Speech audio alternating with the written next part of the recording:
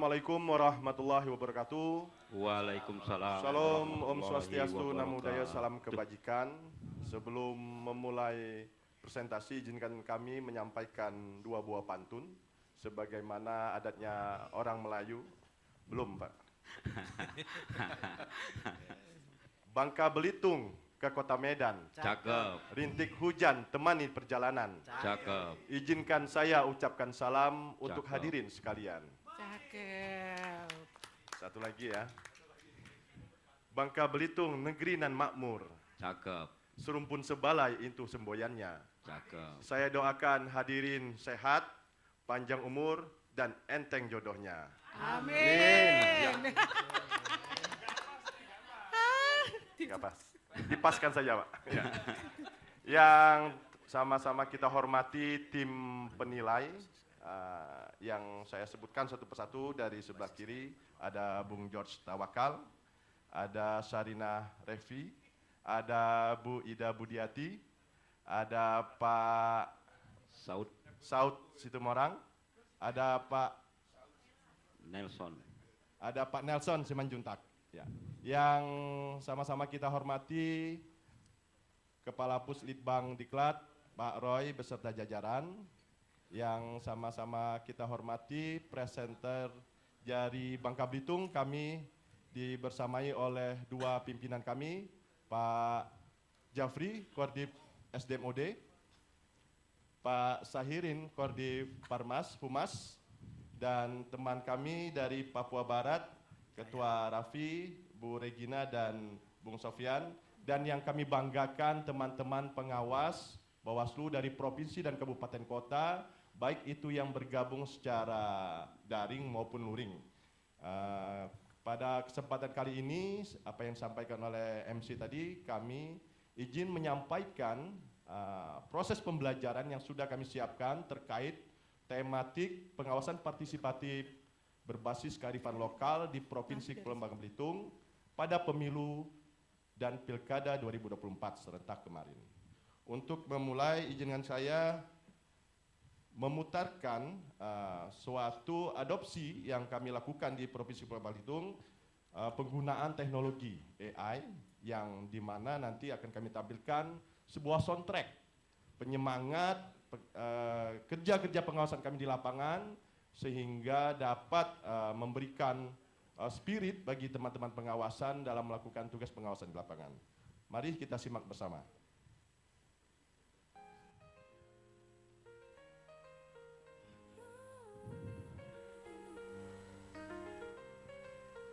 Di bumi Bangka Belitung tercinta, bersatu kita menjaga suara demi keadilan, demi kebenaran. Kami berdiri takkan goyah, pantang mundur dalam tugas mulia, menjaga demokrasi Indonesia. Bawaslu Bangka Belitung menjaga amanah, setiap suara rakyat adalah kita. Dengan integritas, kejujuran, harapan, mari kita wujudkan keadilan. Setiap langkah kami untuk rakyat, mengawasi agar semua tepat. Tak kenal lelah, tak kenal gentar, bersama rakyat kita berkobar. Pantang mundur dalam tugas mulia, menjaga demokrasi Indonesia.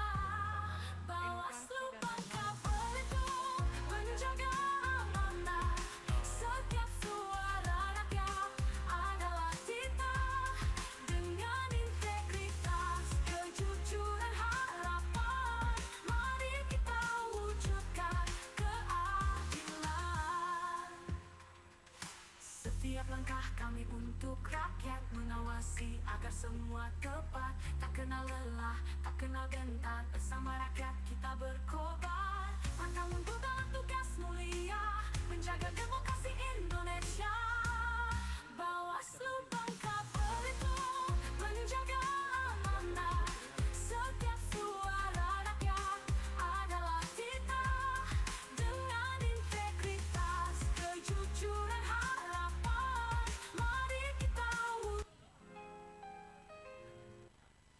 Oke, terima kasih. Tadi sekilas kami sampaikan apa yang kami lakukan, bentuk kolaborasi dan adopsi terkait penggunaan teknologi di era dimensi transformasi teknologi yang sangat masif, dan ini sangat menunjang pesan-pesan yang ingin kami sampaikan ke masyarakat, terutama di provinsi kami, Provinsi Kepulauan. Sebagaimana kita ketahui bahwa Bangka Belitung ada 2 pulau besar, ya, yakni Bangka dan Belitung. Dan selanjutnya juga kami ingin menjawab pertanyaan dan keraguan teman-teman pengawas kemarin, ya, terkait pasca putusan MK 135 dan kejelasan status kelembagaan Bawaslu. Kami ingin mereview ulang, menarik kembali secara historis bagaimana sejarah pengawasan itu sesungguhnya memang sudah digagas oleh founding fathers kita saat diasingkan di Kota Mentok, Kabupaten Bangka Barat di wilayah Provinsi Kepulauan Bangka Belitung. Izinkan lagi para audiens kami memutarkan video agar kita melihat dan mengenang kembali bagaimana sejarah pengawasan ini memang bukan dirumuskan dalam waktu yang sekejap, tapi jauh sebelumnya di tahun 1949 saat founding fathers kita Bung Karno diasingkan di Kota Mentok, Bangka Barat. Mari kita saksikan. Pada tahun 1949, di tengah gejolak revolusi mempertahankan kemerdekaan, Bapak pendiri bangsa, Soekarno, diasingkan di Mentok, Kabupaten Bangka Barat, dalam sebuah surat tertulis. Bertanggal 21 Februari tahun 1949, Bung Karno mengukir kalimat-kalimat yang menjadi landasan tak terpisahkan dari prinsip demokrasi Indonesia. Beliau berpesan, seseorang pemimpin rakyat Bangka yang berbuat tidak sesuai dengan Bangka itu, dan berbuat memisahkan rakyat Bangka dari Republik, adalah berbuat bertentangan dengan demokrasi, bahkan mengkhianati demokrasi itu. Kutipan ini bukan hanya seruan untuk integritas pemimpin lokal, namun sebuah pernyataan tegas bahwa kesatuan dan kedaulatan rakyat adalah esensi dari demokrasi. Memisahkan diri, bertindak sewenang-wenang, adalah pengkhianatan terhadap kehendak bersama. Lalu beliau melanjutkan, agar supaya kehendak rakyat Bangka itu dapat dikemukakan dengan sempurna di dalam sesuatu pemungutan suara, maka perlu dibangunkan suatu organisasi untuk memimpin dan mengawasi pemungutan suara itu. Inilah visi yang lahir di Mentok, jauh sebelum pemilihan umum yang kita kenal sekarang.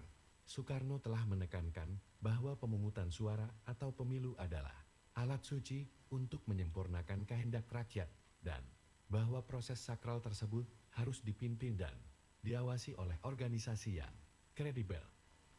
Demokrasi sejati harus dijaga melalui persatuan, diekspresikan melalui suara, dan dilindungi oleh institusi yang adil.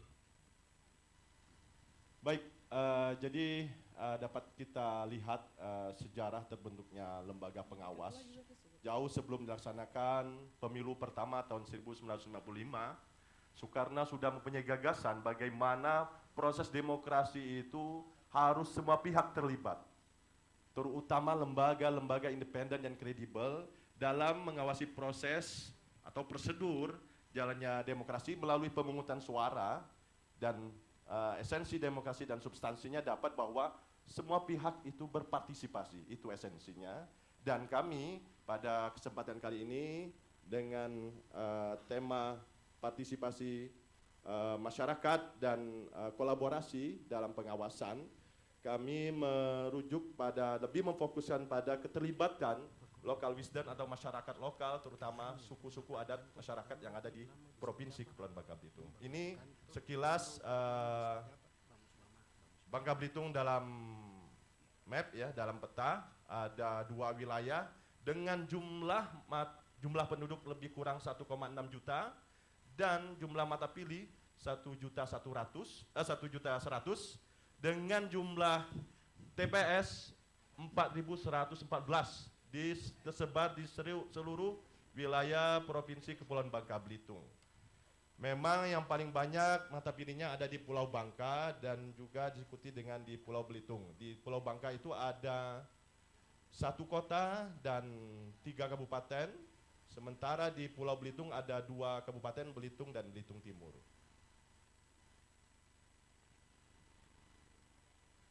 Merujuk pada Undang-Undang 7 2017 bahwa Bawaslu memiliki tugas, kewenangan dan kewajiban dalam melakukan pencegahan, pengawasan, penanganan pelanggaran dan juga penyelesaian sengketa proses.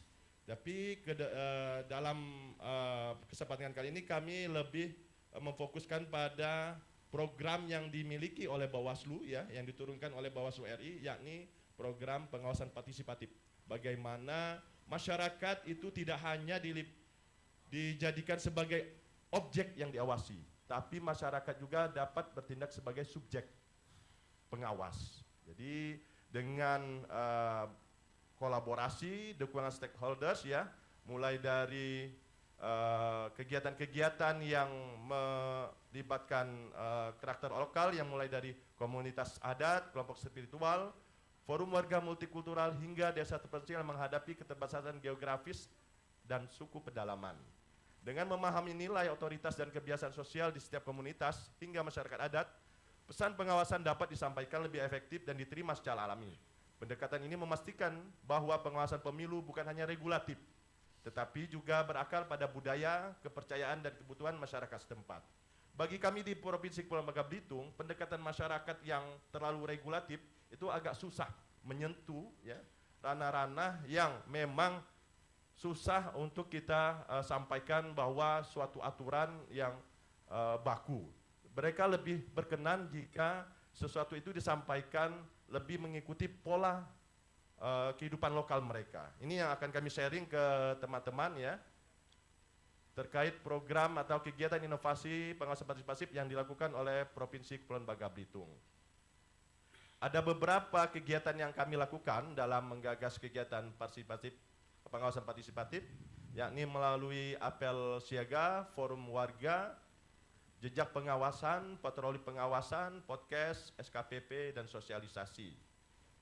Jadi dalam beberapa rangkaian kegiatan ini kita sudah menyentuh segmentasi yang paling banyak itu pada pengurus organisasi kemasyarakatan, pemilih pemula, pemilih disabilitas, jurnalis media, komunitas adat, pemilih perempuan, pengajar, pelajar, mahasiswa, peserta pemilu dan komunitas digital.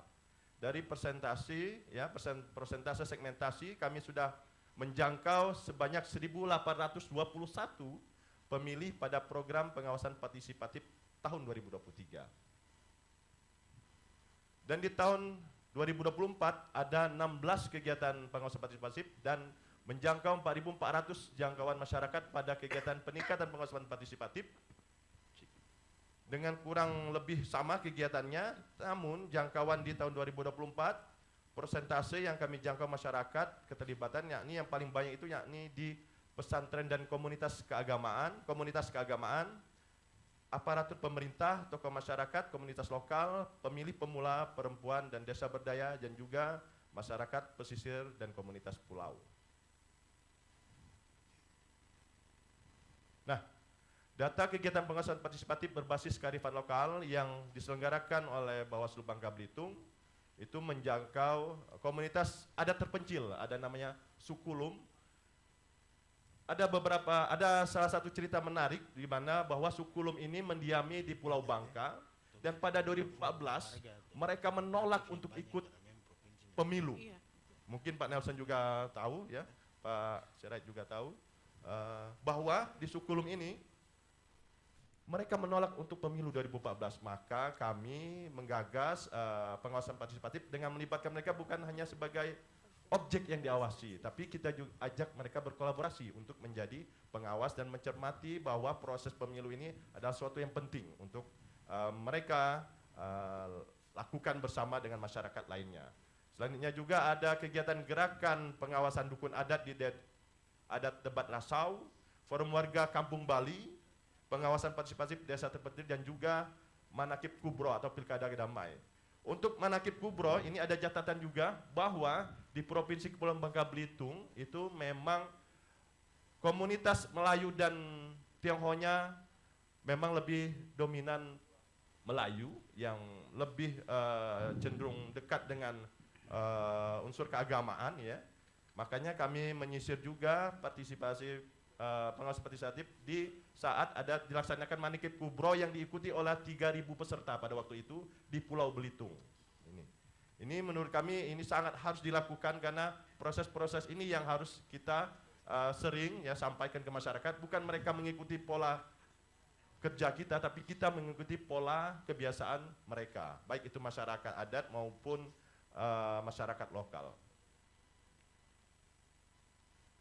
Nah, konsep pengawasan partisipasi berbasis kearifan lokal ada 4 hal yang menjadi catatan penting kami, yakni warga atau masyarakat adat sebagai subjek proses. Jadi partisipasi masyarakat khususnya di daerah kearifan lokalnya kental akan tumbuh ketika warga benar-benar dilibatkan, bukan hanya diatur. Keterlibatan ini menumbuhkan rasa memiliki terhadap proses pengawasan pemilu sehingga mendorong mereka untuk menjaga integritasnya.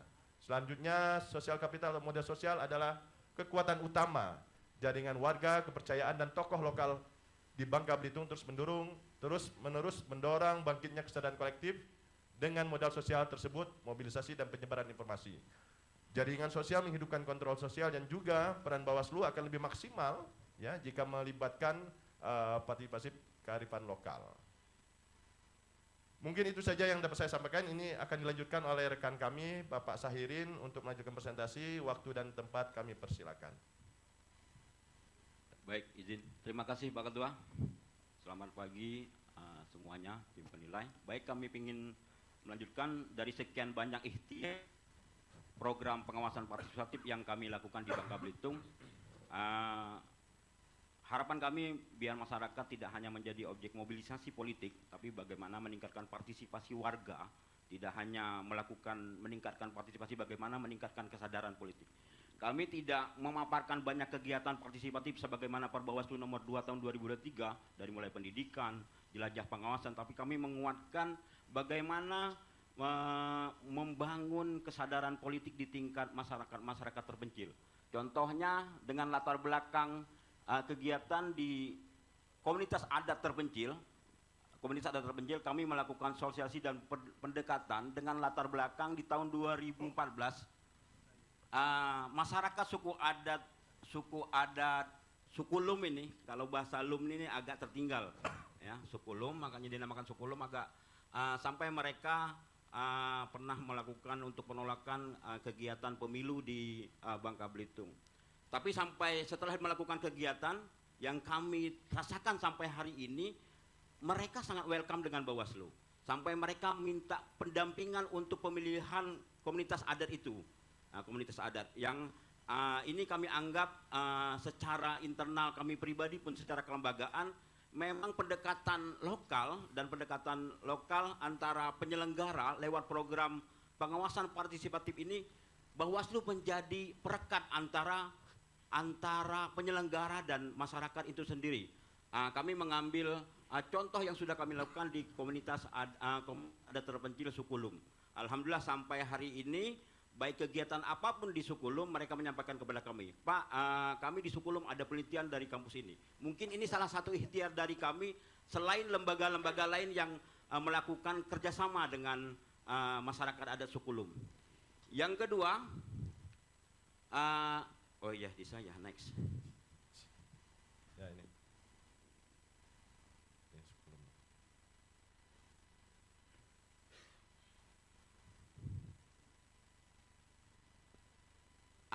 Yang kedua, agak fenomenal sendiri kami melihat di Kabupaten Belitung Timur, ini ada dukun kampung yang dilembagakan. Jadi dukun kampung dilembagakan, kalau di Kabupaten Belitung kami melakukan sosialisasi. Kenapa menarik dukun kampung? Di Kabupaten Belitung Timur ini, dukun kampung ini sangat, bisa kami katakan aktor-aktor yang luar biasa. Tidak hanya dalam politik, banyak masyarakat yang menentukan pilihan, sampai masyarakat di Bangka Belitung juga ingin melakukan aktivitas nelayan misalnya. Hari apa kami menerjunkan kapal laut, hari apa kami membangun rumah, mereka koordinasinya dengan dukun kampung itu sendiri. Dukun kampung. Kami melihat ini menarik, sehingga kami Bawaslu sebagai penyelenggara pemilu, kami ini harus kita raih ruang awal. Jangan sampai ini dimanfaatkan oleh peserta pemilu. ini ruang mediasi kami yang kedua untuk bagaimana mendekatkan masyarakat penyelenggara pemilu, bagaimana kita membangun kesadaran lewat lokal strongman itu tadi. Nah, ini sangat luar biasa. Yang kami sampaikan dampak hari ini, kapan kami melakukan supervisi dan monitoring ke Belitung, kami selalu mampir ke sekretariat komunitas adat, ya kan? Apa yang mereka secara ekonomi punya produk yang mengansur ukul adat misalnya, kami bawa ke Bawaslu Provinsi untuk kami jual belikan juga, ya kan? Itu secara dampak ekonomi. Tapi sampai hari ini, alhamdulillah komunikasi masih berjalan dengan komunitas adat lewat dukun ini. Yang selanjutnya,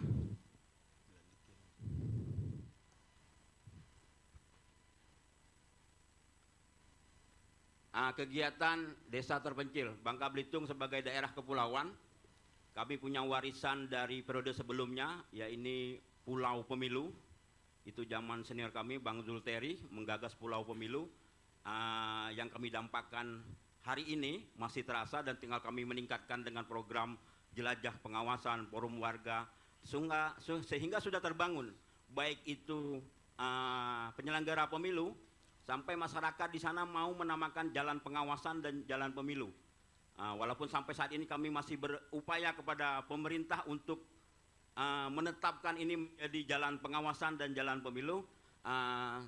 Untuk konteks proses tahapan kami sangat dimudahkan. Perangkat desa sudah menyiapkan posko, sudah menyiapkan data-data untuk ini yang sudah meninggal, ini yang bakal meninggal, ini yang sudah meninggal, ya. Ini yang sudah meninggal, sudah di ruang-ruang edukasinya.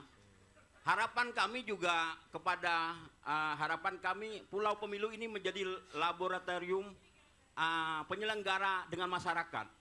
Hari ini yang kami rasakan berfungsi kegiatan ini dengan menjadikan Pulau Pemilu, Kepulauan Pongok menjadi Pulau Pemilu. Homestay di pulau ini terbangun. Homestay terbangun. Oh, tinggal 6 menit lagi. Selanjutnya saya tidak sampaikan lagi, saya teruskan kepada Pak rekan kami Pak Jepri karena tinggal 6 menit lagi. Mungkin tidak bisa menjelaskan terlalu banyak terkait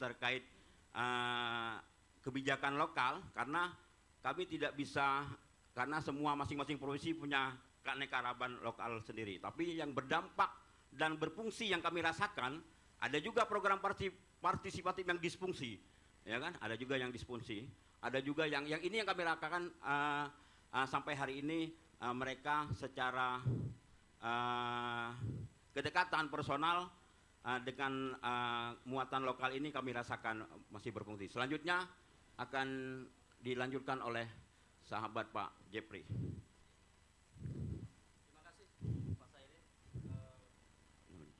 Bu, tadi sudah dipaparkan oleh rekan kita Pak Ketua M. Oscar dan Kodim Pencegahan Pak Sahirin. Selanjutnya terkait dengan pengawasan partisipatif berbasis kolaboratif berbasis kearifan lokal.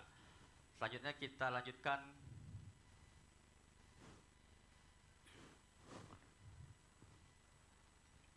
Ya, Bapak Ibu, kegiatan forum warga juga kita laksanakan di salah satu desa di Kabupaten Belitung, yang mana forum warga ini dilaksanakan di Kampung Bali di tahun 2023. Ini adalah bagian daripada jangkauan ya kepada transmigrasi yang ada di Pulau Belitung.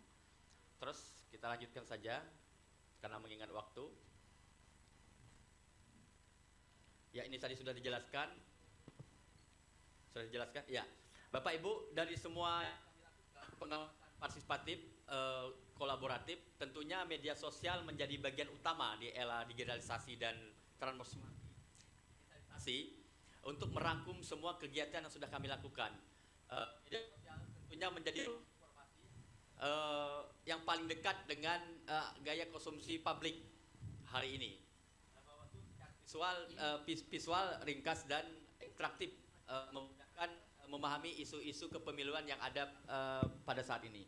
Di media sosial ini tentu kita juga mengidentifikasi berbagai isu yang berkembang terkait dengan berjalannya proses tahapan pemilu. Misalnya ada informasi-informasi awal di masyarakat, secara umum maupun di masyarakat lokal.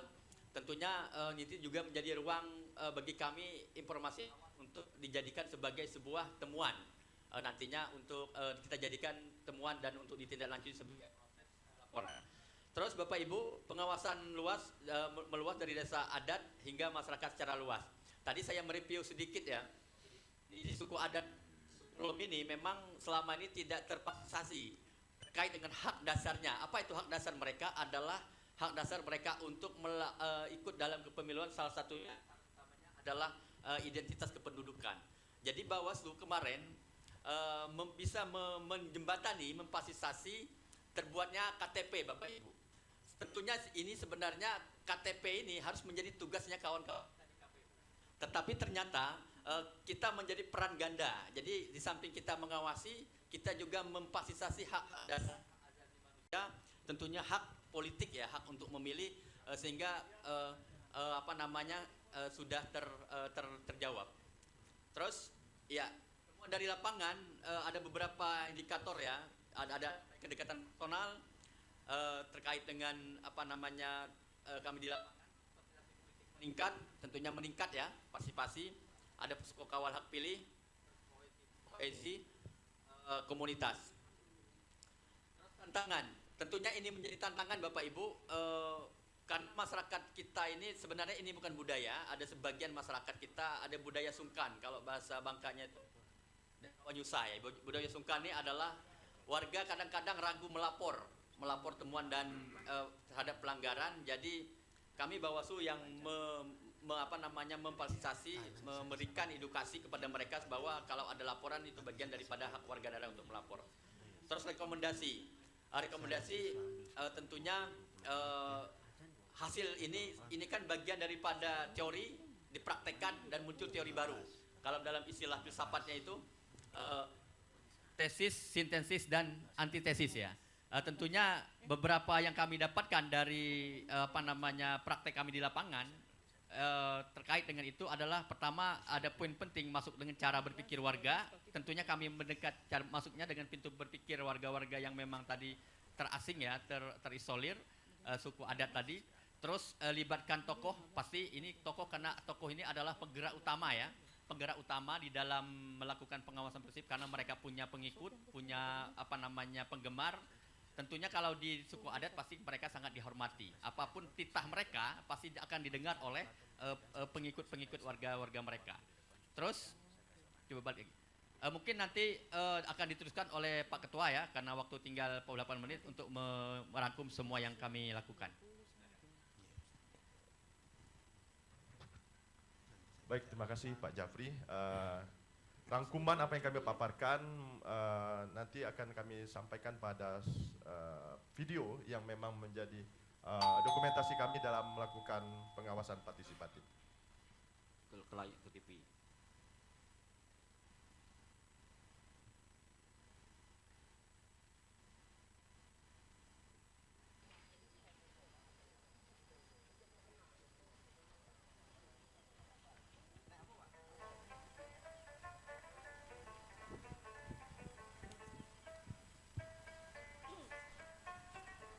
Mereka hidup di... Oke, cukup, waktu sudah habis Bapak.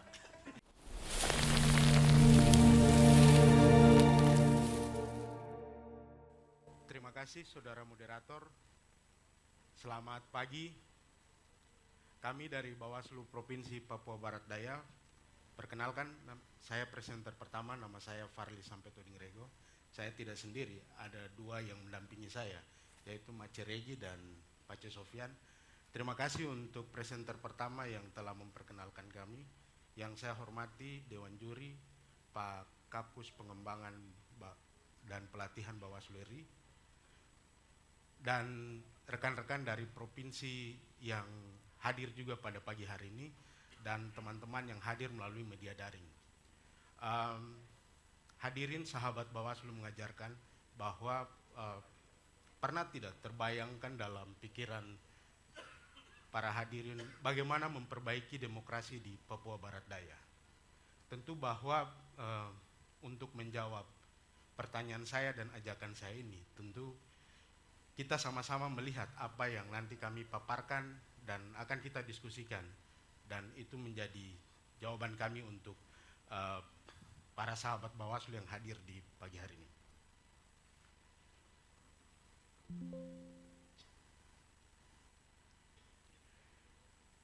Sahabat Bawaslu, Provinsi Papua Barat Daya adalah provinsi ke-38 dari Provinsi se-Indonesia yang berdiri pada tanggal 9 Desember tahun 2022.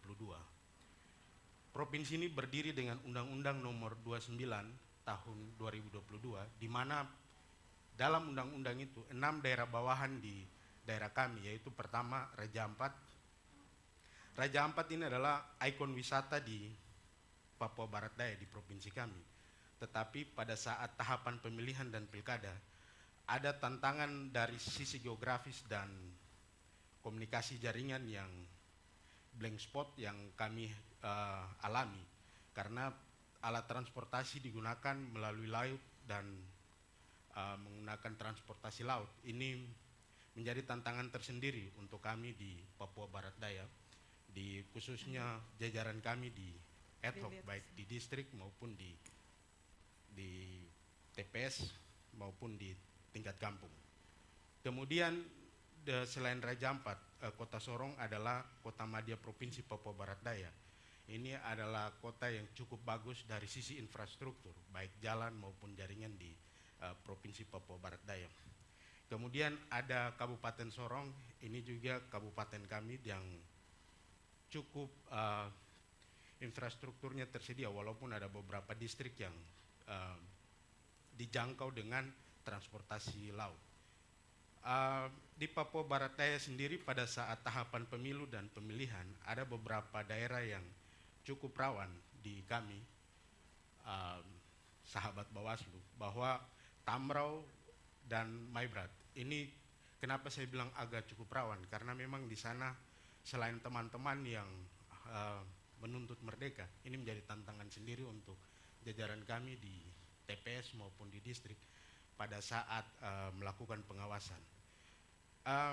Sedikit cerita di Kabupaten Tamrau di distrik Bamus Bama ini, Pak Kordif saya, pada saat itu tahapan pungut hitung setelah selesai dan Pak Kordif waktu melakukan pengawasan ke tempat itu, insting yang sangat baik dari beliau pada saat melihat kondisi di lapangan, dia memerintahkan untuk jajaran kami dan PPD memindahkan semua logistik pemilu ke tempat lain. Setelah beberapa waktu kemudian kelompok organisasi Papua Merdeka ini datang dan membakar tempat yang awalnya di kantor distrik dan ditaruh logistik untuk pemilu pada saat itu. Tentu bahwa selain itu di Tamrau juga ada kampung yang memang jarak tenaga ad hoc kami waktu ke kabupaten cukup jauh. Itu makan waktu sekitar 2 sampai 3 hari. 3 hari, dan itu di distrik Kesiu dan distrik Willem Rembus. Ini saya ke distrik Kesiu ini, Bapak Ibu sekalian, hadirin sahabat Bawaslu, ini saya ikut helikopter, jadi agak dekat. Itu kami bawa logistik pada waktu itu ke distrik. Kemudian Kabupaten Maibrat. Kabupaten Maibrat ini letak geografisnya juga cukup di gunung, tetapi ada letak geografis yang cukup menjadi tantangan bagi jajaran kami di tingkat distrik maupun pengawas kampung, karena selain Tamrau yang ada organisasi Papua Merdeka, di Maibrat ini juga ada di distrik Aifa Timur Selatan dan Aifa Timur Jauh. Ini menjadi tantangan kami sendiri. Kemudian Sorong Selatan, untuk beberapa distrik yang agak jauh kami jangkau juga menggunakan transportasi darat. Itu sekitar satu hari perjalanan untuk distrik Kokoda Induk, Inanwatan, dan Kokoda Utara. Batas wilayah Provinsi Papua Barat Daya, di bagian utara adalah Samudra Pasifik, kemudian timur Teluk Bintuni, Pegunungan Arfak dan Manokwari, dan selatan dan barat berbatasan dengan Laut Seram, dan Teluk Beraur, serta Laut Halmahera.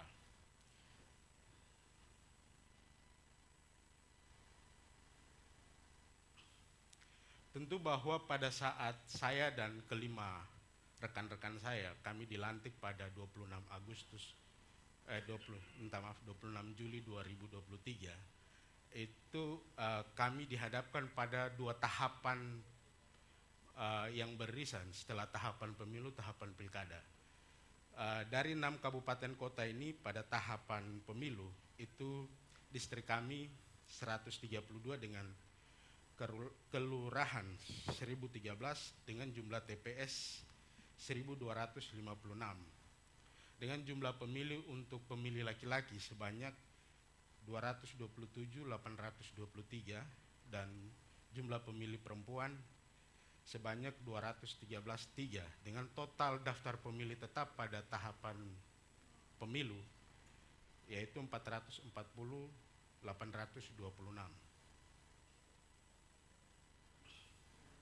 Setelah tahapan pemilu kami masuk pada tahapan pilkada. Pada tahapan pilkada ini jumlah distrik kami tetap sama di 132, kelurahan 1013, jumlah TPS-nya karena awalnya 600 untuk per TPS sampai 500 dan kemudian diturunkan jadi 300 per TPS, maka berdampak pada jumlah TPS kami pada tahapan pemilihan. Jumlah TPS 1554 dengan jumlah DPT untuk laki-laki 223.824 dan jumlah daftar pemilih untuk perempuan 211.984.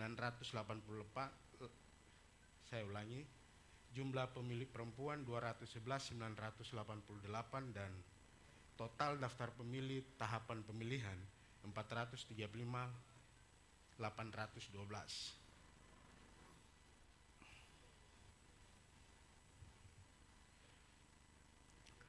Dalam tahapan pemilu maupun pemilihan, tentu setelah pemilihan kami dengan bantuan dari Pusat Pelatihan dan Pengembangan Bawaslu RI, kami menyusun pemetaan kerawanan di Provinsi Papua Barat Daya. Ada beberapa fokus pemetaan kami. Yang pertama untuk pemungutan suara dan perhitungan suara. Itu isu utama adalah, jadi setelah pada tahapan pemungutan dan perhitungan suara ini, sahabat Bawaslu membelajarkan resiko tertinggi adalah gugatan hasil pemilihan ke Mahkamah Konstitusi dengan skor 50. Kemudian untuk pemungutan suara setelah itu di pemungutan dan perhitungan suara ulang. Jadi pemungutan suara dan perhitungan suara isu utamanya itu di gugatan ke MK, setelah itu PSU. Dikarenakan salah satunya kurangnya logistik. Kemudian untuk pencalonan ini apalagi pada saat tahapan pemilihan itu soal keaslian orang asli Papua ini menjadi isu utama di sana, dengan sehingga kekerasan berbau sara ini skornya 40. Sedikit saja bahwa memang pada saat pemilihan kemarin ada legitimasi yang diberikan baik undang-undang Otsus untuk Papua maupun undang-undang pemilihan. Tidak ada integrasi sehingga jadi demo yang berkepanjangan waktu pada saat pemilihan kemarin. Tentu bahwa dari pemetaan kerawanan dan isu utama ini kami lakukan strategi pencegahan yang kami lakukan, yaitu fokus pada pelatihan bagi jajaran ad hoc kami, koordinasi dengan TNI, aparat keamanan untuk keamanan tadi di beberapa kabupaten yang jadi ini kami undang keamanan. Jadi waktu itu saya sempat sampaikan ke Pak Kapolda dan ini, kalau seandainya Bapak jamin di situ aman, saya pastikan saya punya jajaran untuk sampai ke kampung atau TPS yang kami rasa bahwa tempat berkumpulnya organisasi Papua Merdeka ini. Kemudian sosialisasi pengawasan partisipatif yang kami lakukan kepada masyarakat.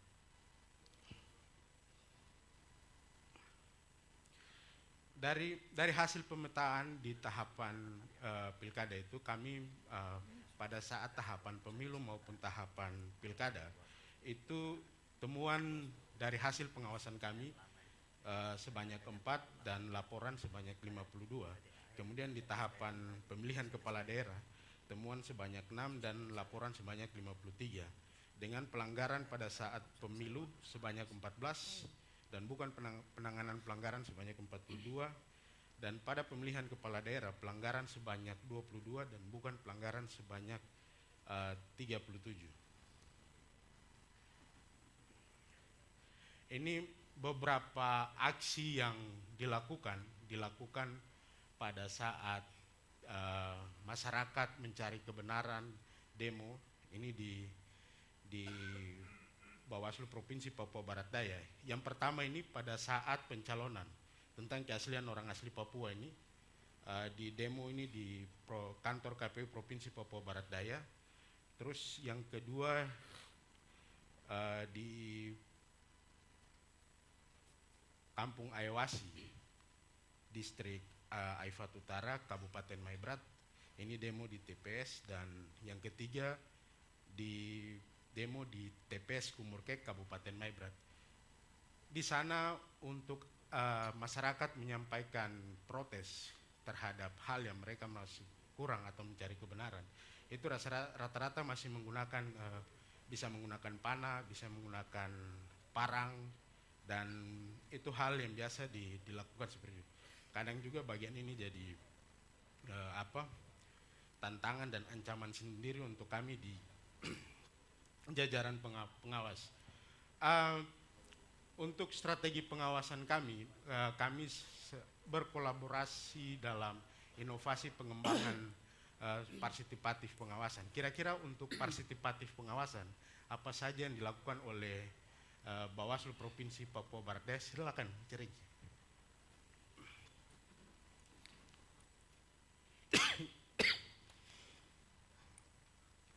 Baik, terima kasih Pak C. Farli. Salam buat para sahabat Bawaslu yang ada di dalam ruangan ini maupun juga yang ada dalam kelas daring. Baik, inilah dinamika yang dipotret melalui potret yang disampaikan oleh presenter pertama oleh saudara atau Bro Farli. Seperti kita ketahui lihat dalam gambaran ini bahwa masyarakat Papua Barat Daya ikut terlibat di dalam demonstrasi maupun juga unjuk rasa. Bagaimana mereka bisa berpartisipasi di dalam ini dengan mengunjuk rasa? Sebenarnya kami sudah melakukan beberapa strategi pengawasan seperti yang ada dalam Perbawaslu 2 tahun 2023 tentang pengawasan partisipatif. Dari potret ini kami melihat bahwa pelibatan masyarakat sesuai dengan pengawasan partisipatif yang dicanangkan oleh Bawaslu RI, masyarakat kami ternyata belum mengakar sampai kepada masyarakat kami di Provinsi Papua Barat Daya. Seperti kita ketahui bahwa pendidikan partisipatif ini tidak stop pasca pemilu maupun pilkada. Untuk itu kami boleh melihat quote yang disampaikan oleh Ibu Loli Suhenti, jiwa pengawasan partisipatif tidak bisa dipupuk sekali jadi, dia semangat partisipatif pemilu harus ditanam, dirawat supaya hasilnya bisa dipetik pada pemilu yang datang. Maka dari itu kami berkolaborasi maupun kita meningkatkan pengawasan partisipatif ini dalam bentuk membangun strategi pengawasan berbasis kearifan lokal. Seperti kita ketahui pengawasan partisipatif ini dasar hukumnya ada, ini adalah perintah undang-undang. Dalam pengawasan dalam dasar hukum yang pertama Undang-Undang 7 tahun 2017 tentang pemilu, pasal 93 huruf E, Bawaslu dalam rangka mengadakan partisipatif pengawasan harus melibatkan masyarakat. Yang kedua Undang-Undang 6 tahun 2020 tentang pemilihan, yaitu pada pasal 131 menyatakan bahwa dalam rangka meningkatkan pengawasan partisipatif, Bawaslu harus melibatkan masyarakat dalam pengawasan partisipatif. Yang berikut yaitu Perbawaslu nomor 2 tahun 2023 tentang pengawasan partisipatif. Berbicara tentang pengawasan partisipatif, kita harus melihat strategi pengawasan.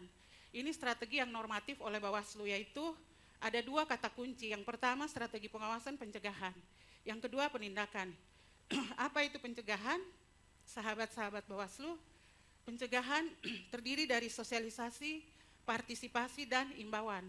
Sosialisasi yang menyampaikan peraturan maupun larangan maupun sanksi pada para pemangku kepentingan. Yang kedua partisipasi, yaitu dengan melibatkan masyarakat ikut serta secara aktif mengawas proses penyelenggaraan pemilu maupun pemilihan. Yang ketiga adalah imbauan. Imbauan yaitu menyampaikan secara tertulis maupun juga secara verbal melalui media-media platform media sosial terkait larangan-larangan dalam pemilu maupun pemilihan. Inilah program partisipatif, pengawasan partisipatif dari Bawaslu. Seperti yang kita ketahui bersama para sahabat Bawaslu, pertama yaitu pendidikan pengawasan partisipatif, pengawas partisipatif. Ini di Provinsi Papua Barat Daya sudah dilakukan di beberapa periode. Sebenarnya sebelum Papua Barat Daya ini terbentuk, Papua Barat Daya sudah dari Provinsi Induk, Provinsi Papua Barat itu di mana ada sekolah kader pengawas partisipatif dan sudah ada beberapa alumni di dalam kelas pendidikan pengawas kader pengawas partisipatif.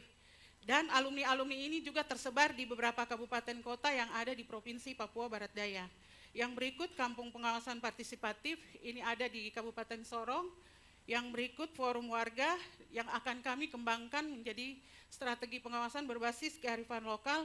Yang berikut pojok pengawasan. Pojok pengawasan ini sudah ada di kabupaten kota di seluruh Provinsi Papua Barat Daya.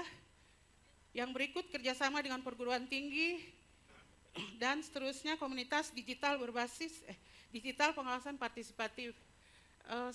Para sahabatku sekalian, bahwa program pengawasan partisipatif yang diperintahkan sesuai dengan Perbawaslu 2 tahun 2023 ini terkait pengawasan partisipatif, kami melihat bahwa ini kurang begitu mengakar dengan kehidupan sosial budaya masyarakat Papua Barat Daya. Mungkin tidak jauh beda dengan teman-teman kami dari Babel, maka kami mengembangkan sebuah inovasi pengawasan partisipatif berbasis kearifan lokal. Dalam hal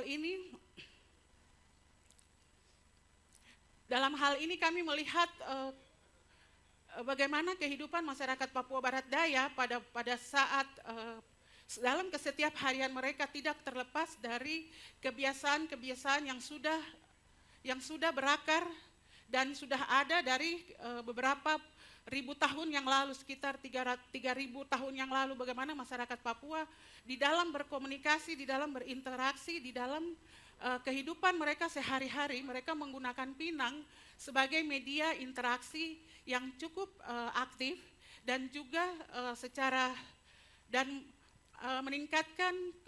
meningkatkan hubungan di antara mereka tanpa melihat perbedaan suku maupun agama yang ada di Provinsi Papua Barat Daya. Maka kami berpikir untuk mengembangkan bagaimana supaya budaya yang biasanya mereka lakukan ini kami jadikan sebagai salah satu bentuk daripada strategi pengawasan berbasis kearifan lokal. Seperti kita ketahui bahwa makan pinang di Provinsi Papua Barat Daya, sebagian besar yang ada di Provinsi Papua Barat, masyarakat itu setiap hari dalam berkomunikasi itu makan pinang.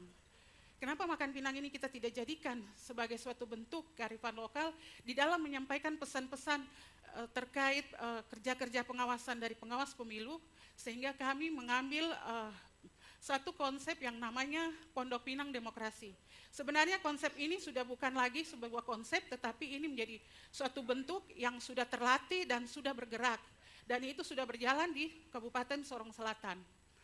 Nah, berikutnya juga kami juga mempunyai beberapa bentuk-bentuk forum warga yang mana berbasis kearifan lokal yang ada di Kabupaten Tambrau, seperti Koba Demokrasi, komunitas relawan yang ada di Kota Sorong, begitupun juga komunitas pemuda yang ada di Raja Ampat, dan juga di Kabupaten Mebrat, itu ada komunitas juga yang dibentuk oleh masyarakat yang ada di sana, dibantu oleh para pengawas teman-teman Bawaslu dari provinsi dari Kabupaten Mebrat.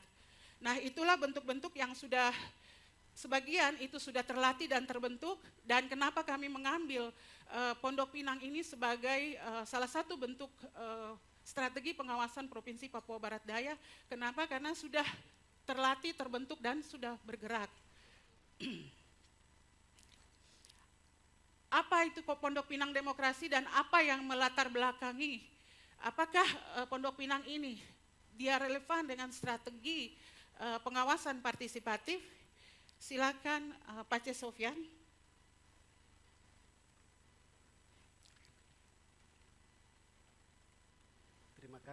Terima kasih Regi.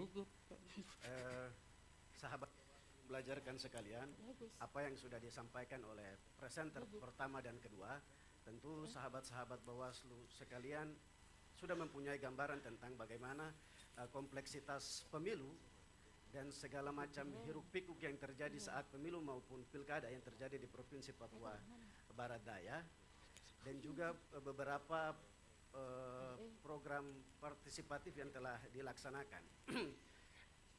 Sampaikan oleh presenter sebelumnya, kami menggagas satu konsep yang sudah berjalan yang namanya Pondok Pinang, yang sifatnya lokalistik berdasarkan kearifan lokal yang ada di Provinsi Papua Barat Daya dan juga tanah Papua secara keseluruhan.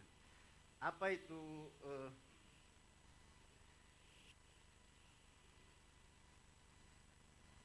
sebagai gambar, apa itu Pondok Pinang? Saya yakin teman-teman sahabat Bawaslu sekalian yang sudah sampai di tanah Papua tahu apa itu Pondok Pinang. Tetapi saya perlu kasih gambaran sedikit. Pondok Pinang itu tempat yang cukup sederhana, dibuat untuk aktivitas ekonomi. Ibu-ibu atau mama-mama Papua itu berjual. Pondok Pinang itu seperti misalnya suasananya tidak jauh beda dengan pos kamling begitu, tempat kumpul bapak-bapak, cerita-cerita, semua hal bisa diskusikan di situ. Tetapi kalau pos kamling itu kan segmentasinya jelas, rata-rata bapak-bapak itu, tidak ada ibu-ibu yang begadang di pos kamling, diskusi, cerita, tidak ada.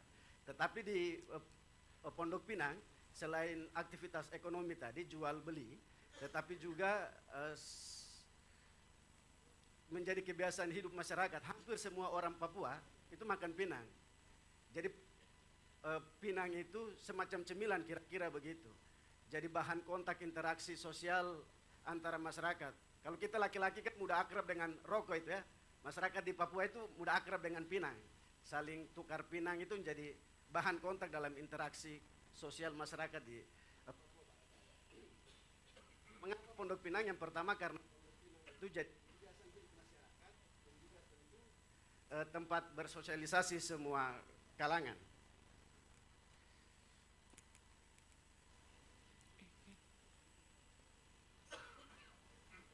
Jadi secara filosofi, kemudian juga kenapa kami mengambil atau kemudian menggagas Pondok Pinang itu karena secara walaupun secara kultur dekat, tetapi secara filosofi kami memandang bahwa itu tempat orang berkumpul, orang berdiskusi, bercerita, dan menghasilkan satu keputusan. Dan Pinang itu kami kehangatan, kebersamaan, kedekatan. Kira-kira begitu secara filosofinya. Kami mengutip topik yang kemudian disampaikan oleh Jurgen Habermas bahwa ruang publik adalah sosial terbuka yang setara.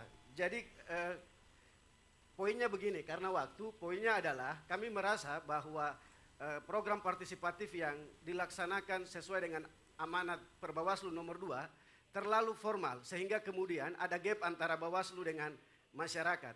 Masyarakat di Papua Barat secara psikologis, mereka agak susah datang ke kantor Bawaslu, katakanlah pengawasan. Karena ada gap itu, kita memindahkan ruang formal tadi ke ruang informal. Dan pilihannya adalah Pondok Pinang Demokrasi itu. Karena di ruang-ruang publik itu kita setara, kita equal di situ. Kedengaran? Tidak perlu. Jadi apa namanya, kita memindahkan ruang publik itu dan pilihannya ada di Pondok Pinang itu.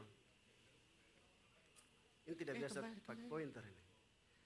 Apa saja aktivitas yang dilakukan di Pondok Pinang Demokrasi? Jadi di Pondok Pinang ini kami Bawaslu melakukan diskusi, tentu karena aktivitasnya di Pondok Pinang, jadi kita merasa setara begitu, masyarakat merasa setara, jadi ada proses transfer informasi di situ, sharing knowledge di situ, sehingga kemudian dari semua kalangan di Pondok Pinang tidak ada laki-laki, tidak hanya laki-laki, perempuan, bapak, ibu, tua, muda, semua bisa berkumpul di Pondok Pinang. Diskusi dan sharing informasi itu terjadi di situ, yang jadi bahasanya juga Bawaslu tidak mengundang. Bawaslu ajak, mari kita makan pinang di Pondok Pinang, kira-kira begitu. Yang dekat dengan apa kearifan lokal tadi. Jadi mengapa ini kami merasa relevan? Karena aksesnya mudah dan terjangkau. Pondok Pinang ini di Papua secara umum tidak hanya di jalan protokol, sampai di gang paling kecil tempat pemukiman warga. Pasti kita sudah sangat mudah menjumpai ini Pondok Pinang ini.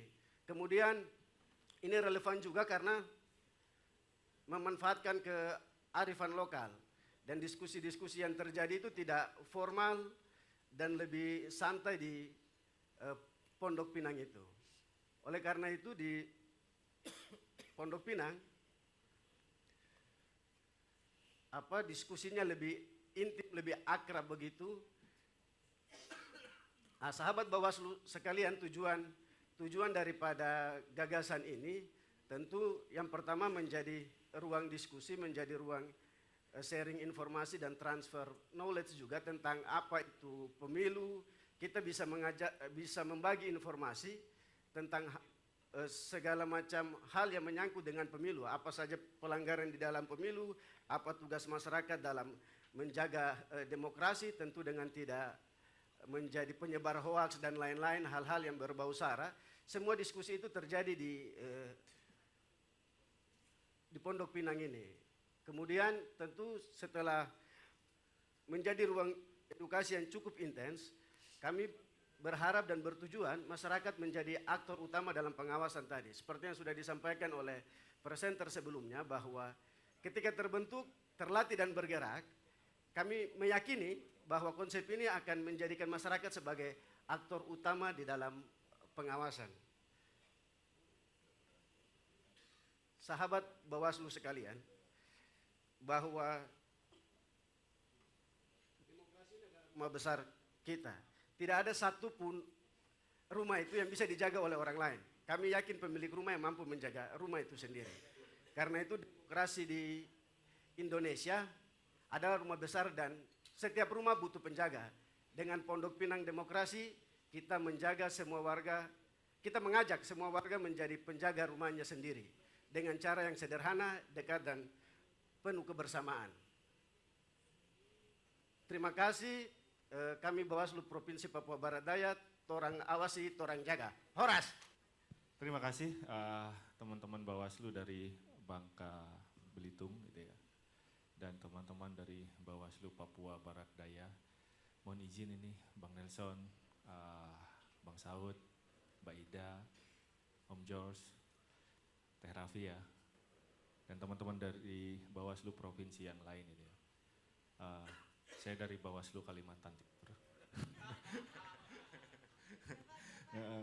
Jawa Barat, boleh saya mewakili teman-teman Bawaslu Jawa Barat akan memberikan penilaian kepada dua ini. Nah, saya kira banyak hal menarik yang kemudian terekspos terkait dengan bagaimana Bawaslu mencoba untuk membumikan pengawasan partisipatif. Ada dua magic words ya, yang kita sering dengar mungkin sejak pemilu 2019 ke pilkada 2020, berlanjut lagi ke pemilu dan di pilkada 2024. Kolaborasi, partisipasi, partisipasi, kolaborasi, partisipasi, kolaborasi. Dua magic word itu ya yang kemudian mengilhami banyak sekali kementerian, lembaga, NGO, media, dan semua pihak untuk kemudian bagaimana mencoba mengikatkan diri, mengengagement dengan proses demokrasi elektoral kita.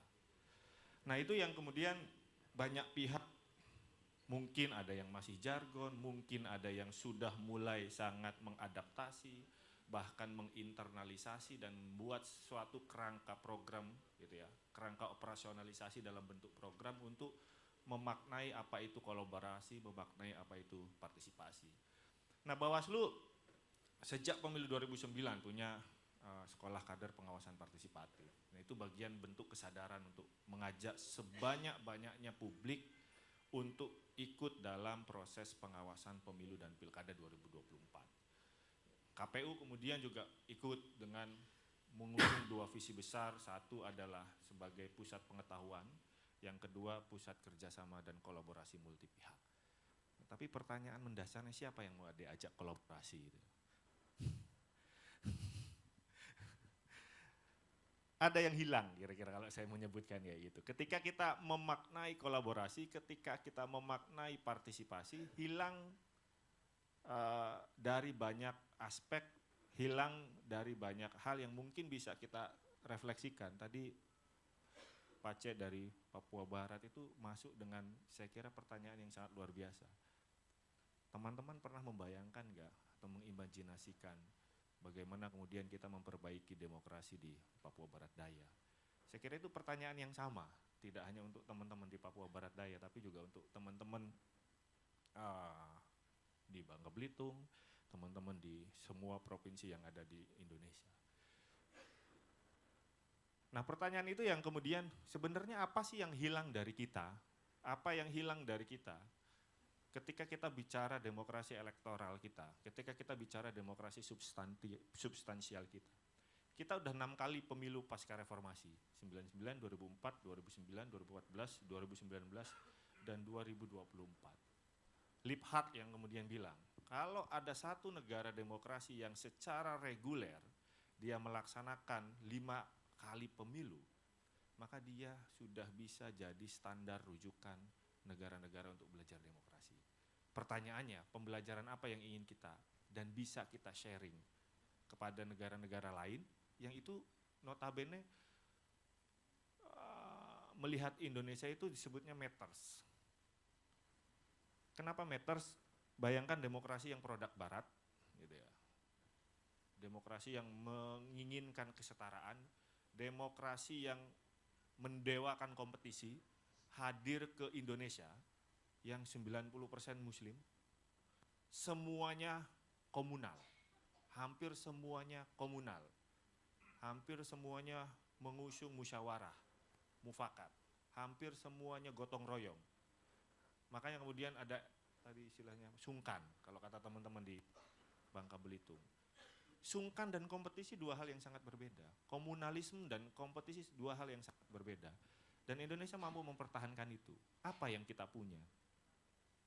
Itu yang membuat Indonesia matters dalam artian dia mampu mengadaptasi demokrasi yang memang benar-benar orang yang sangat individual, orang yang senangnya kompetisi, bersaing gitu ya, yang akhirnya melahirkan inovasi, melahirkan nilai tambah, melahirkan diferensiasi gitu ya, yang kemudian hadir di negara Indonesia yang sangat komunal.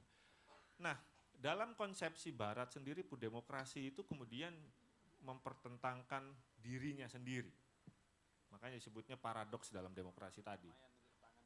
Kebebasan individu yang kemudian membuat satu orang dengan orang lainnya pasti punya nilai tambah yang berbeda, itu selalu dihadapkan dengan kesetaraan.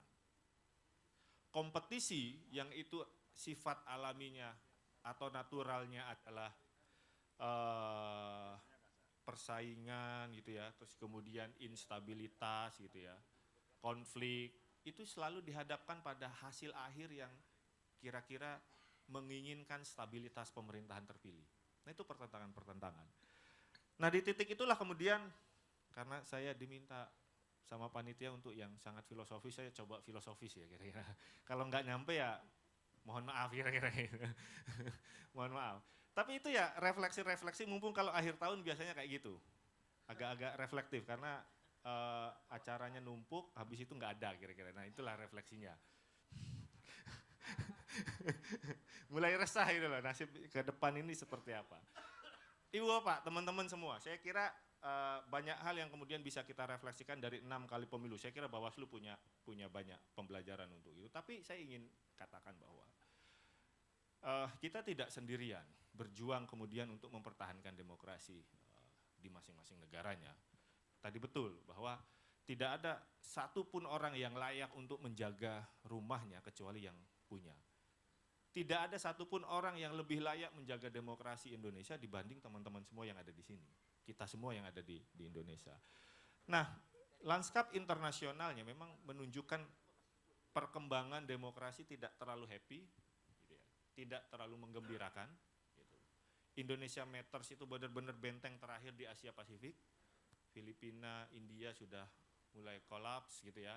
Kita lihat Timur Tengah sudah innalillahi wa innalillahi rojiun sejak 1 dekade terakhir gitu. Demokrasinya tertinggal hanya Indonesia. Mampu nggak bertahan kira-kira kayak gitu. Nah, ada 4 isu utama kalau kita ngelihat dari lanskap internasional tentang negara-negara yang berjuang untuk kemudian mempertahankan demokrasinya. 1, gelombang populisme dan polarisasi politik. Sadar tidak sadar, 4 kali kompetisi pemilu kita itu sangat membuka ruang kompetisi. Yang pada akhirnya kita dihadapkan pada keluhan, kok pemilunya jadi mahal? Kok pemilunya jadi sarana yang memicu konflik? Gitu, kira-kira. Karena kita membiarkan sistem kompetisi kita terlalu terbuka. Karena kita membiarkan kompetisi kita terlalu memberikan kebebasan. Dan ini sialnya kira-kira gini, semakin terbuka kompetisinya, maka tugas Bawaslu semakin tidak bisa dilaksanakan oleh anggotanya. Nanti kita bahas. Yang kedua, digitalisasi politik dan perang informasi. Kita semua udah nyebur ke media sosial. Di sana kita bisa adu gagasan, kita bisa adu fitnah, kita bisa adu kebohongan, kira-kira gitu ya. Semua, adu klaim, kira-kira kayak gitu. Yang ketiga, ini khas, saya lihat di Indonesia dan di beberapa negara yang memang 2024 itu kan hampir 70% populasi dunia berpemilu. Sejak 2022 ada krisis kepercayaan yang terus menguat terhadap institusi demokrasi. Dan krisis kepercayaannya itu bahkan diekspresikan dengan cara-cara yang mungkin nggak pernah dilakukan sebelumnya. Di kita demo 17+8. Di Nepal berhasil menggulingkan Perdana Menterinya. Kalau nggak salah di Maroko juga dan di beberapa negara Afrika bagian utara. Itu bentuk dari krisis kepercayaan. Klaim bahwa tingkat partisipasi kita tinggi, klaim bahwa Bawaslu sudah melakukan lebih dari 1.821 orang dilibatkan di bubble, klaim. Tapi apakah kemudian itu bisa mengembalikan tingkat kepercayaan terhadap institusi demokrasi, kita nggak tahu. Itu tantangan untuk kita, saya kira kayak gitu. Itu tantangan untuk kita. Bukan berarti Bawaslu harus berhenti, berarti Bawaslu harus kemudian terus melakukan itu dan menginovasikan diri. Ini khas setelah 2024, krisis kepercayaan. Karena tadi populisme dan polarisasi politiknya makin kuat. Oke, yang terakhir soal geopolitik dan reorientasi ekonomi dunia. Ini terlalu berat untuk kita bahas kira-kira kayak gitu. Nggak masalah, karena kita harus lari ke Raja Ampat gitu ya, yang ternyata sudah ada tambang. Nah itulah kira-kira perubahan-perubahan yang nanti akan terrepresentasikan dari geopolitik dan reorientasi ekonomi dunia. Ya.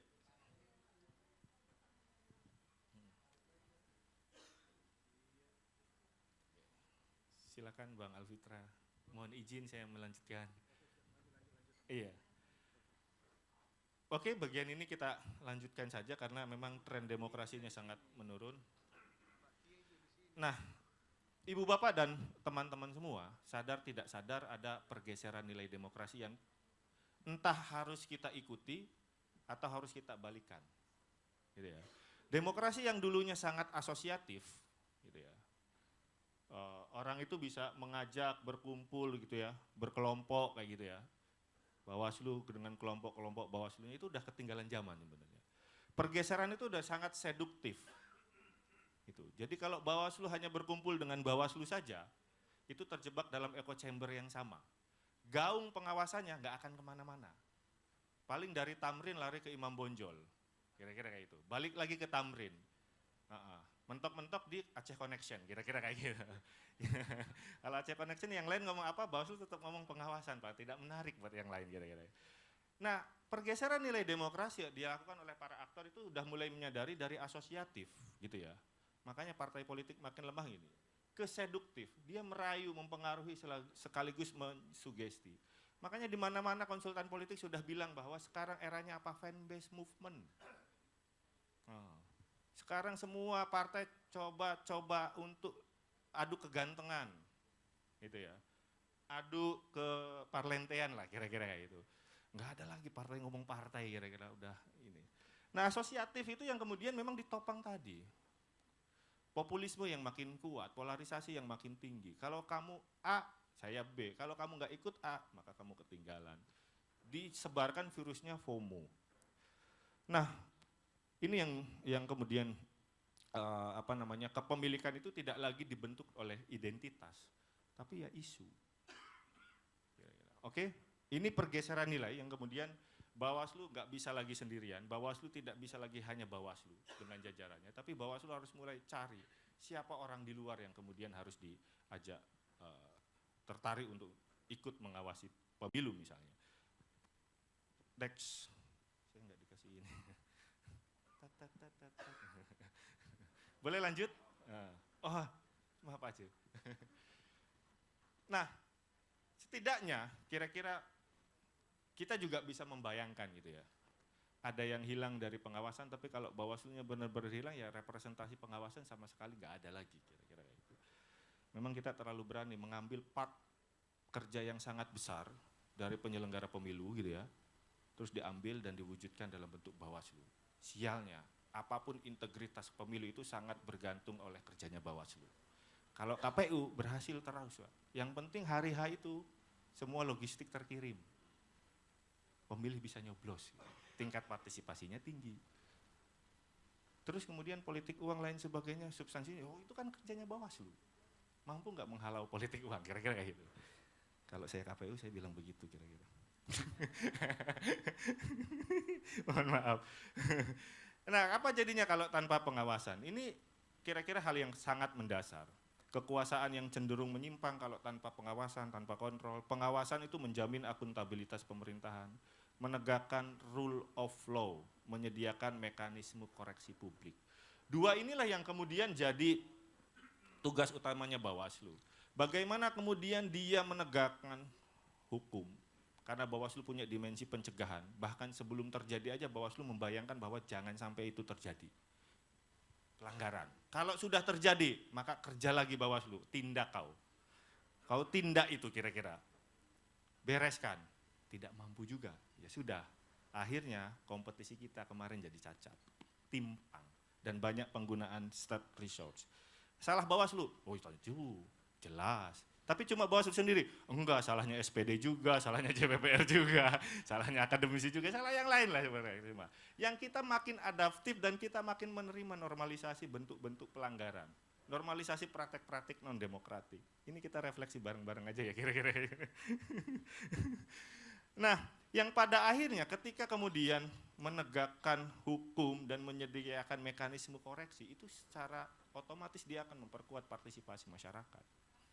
Kalau kemudian hukumnya kita lihat pembagian susu habis itu ditindak, dipanggil, setelah itu tidak ada kabar beritanya gitu ya, tidak ada mekanisme koreksi publik, pada akhirnya publik juga jadi jengah.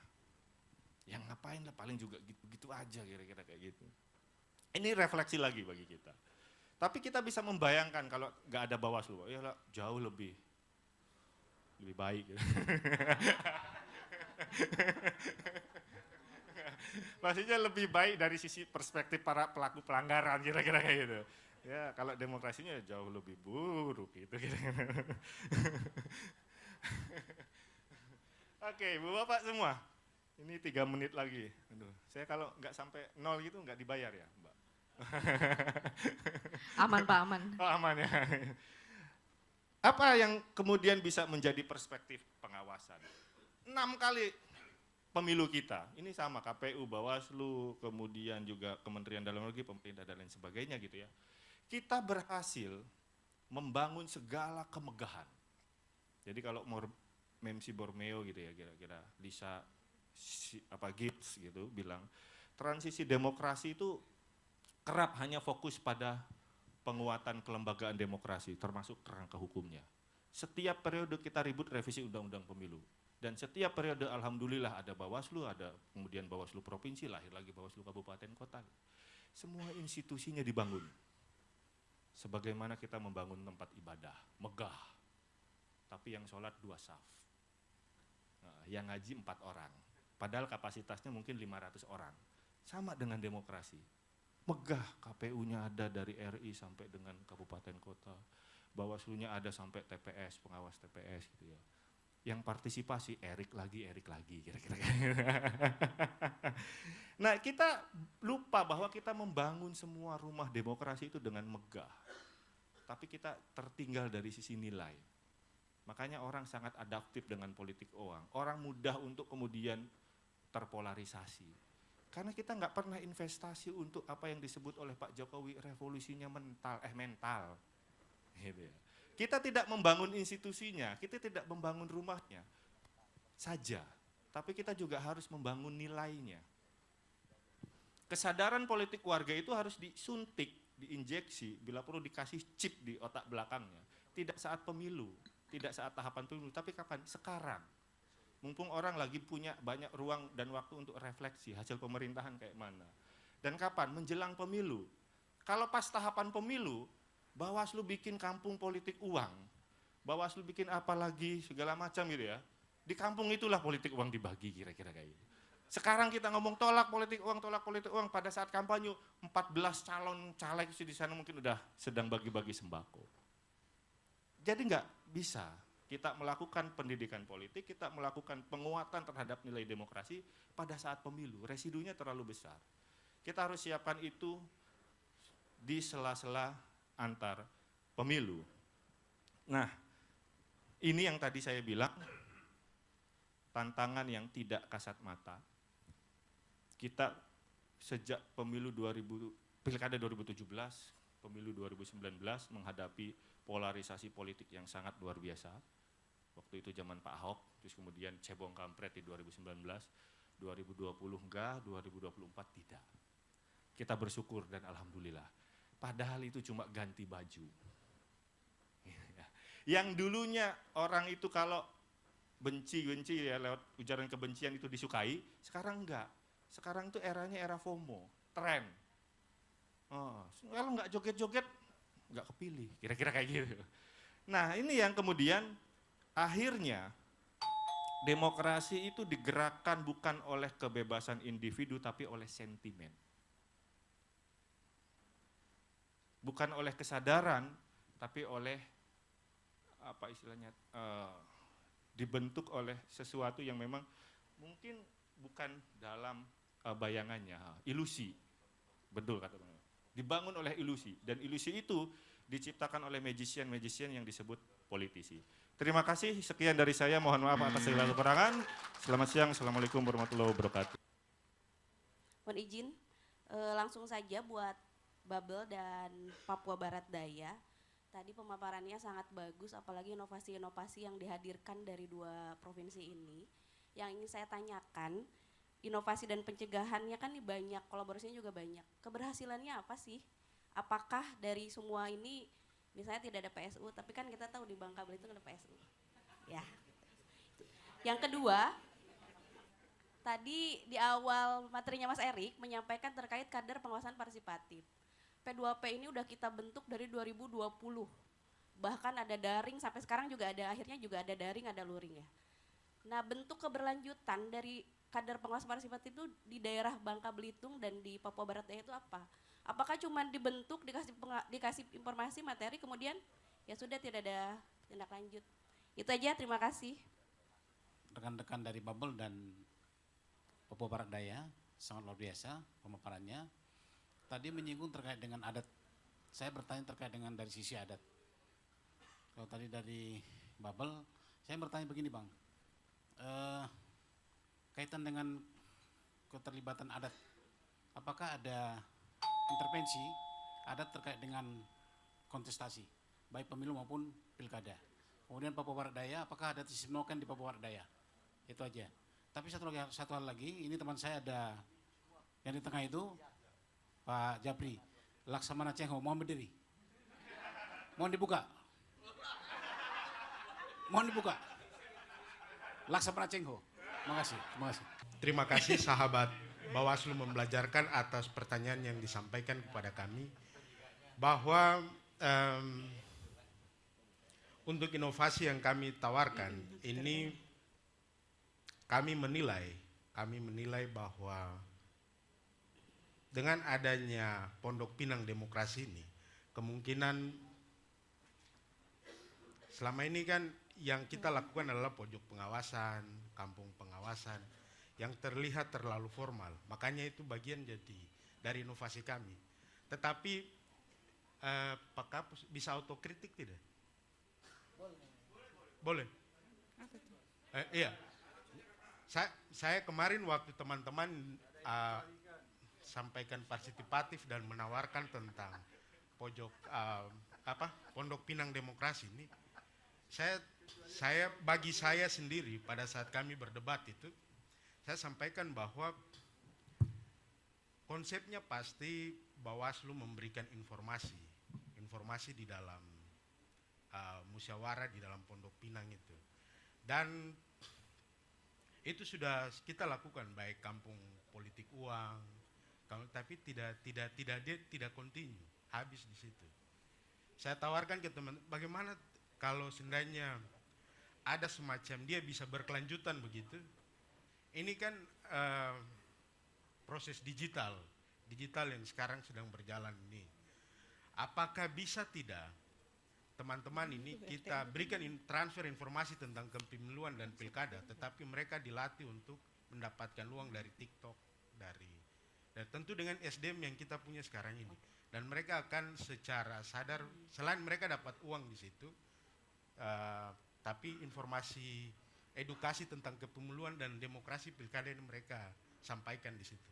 Yang kedua, untuk pertanyaan dari teman-teman di Provinsi Papua, di Papua Barat Daya tidak ada sistem noken.